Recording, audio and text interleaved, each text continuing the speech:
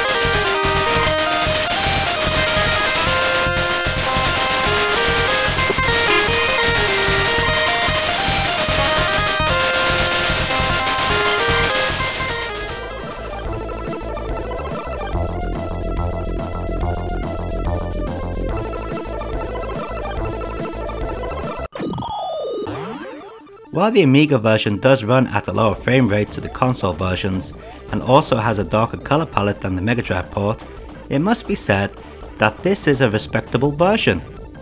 It is a lot easier than the arcade game, and I do mean a lot easier. It does have the cool death scene where your ship explodes into a million orange bullets, unlike the console ports. Even the audio is well done. A great home port for Amiga fans.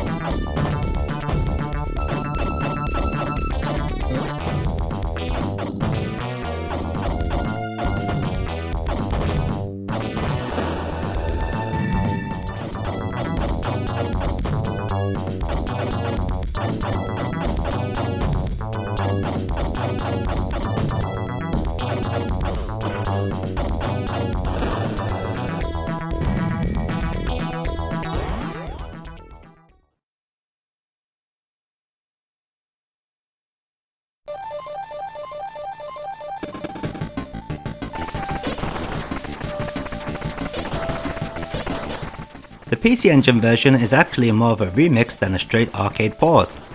A lot of the backgrounds have been changed, as you can see from the first stage. The enemy patterns remain the same, but now we are in a forest rather than a cave. The stage order is also arranged. The second stage in all the other versions is actually the third stage in this version.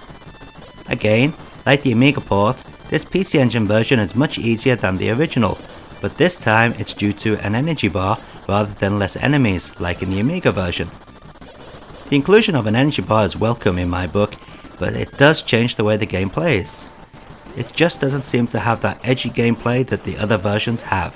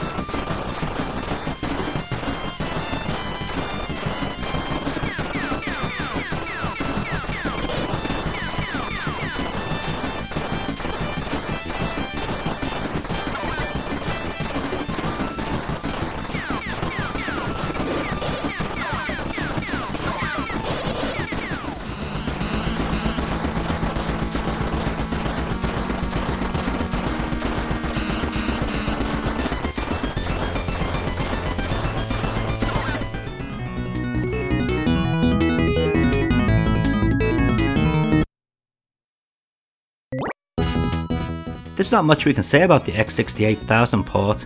It's basically arcade perfect from the graphics to the way it plays. It's also the only home version to feature the between level cutscenes. It must have been great back in the day being an X68000 owner.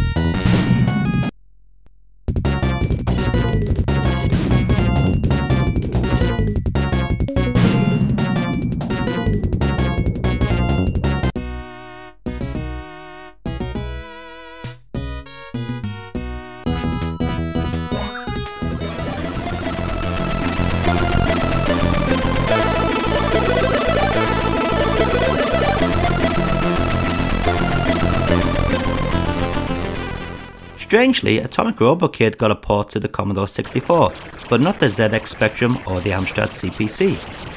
There is an Atari ST port, however I couldn't get that to work. So anyway, how is the C64 version? Well, it starts off with a very cool rendition of the main theme by Martin Walker, only to be pretty silent during gameplay. It's a real shame because I would have liked to have heard some more quality tunes. Gameplay wise, this version is quite simple, but it has its own unique charm, and while it's not a patch on any of its 16-bit cousins, it's not all that bad.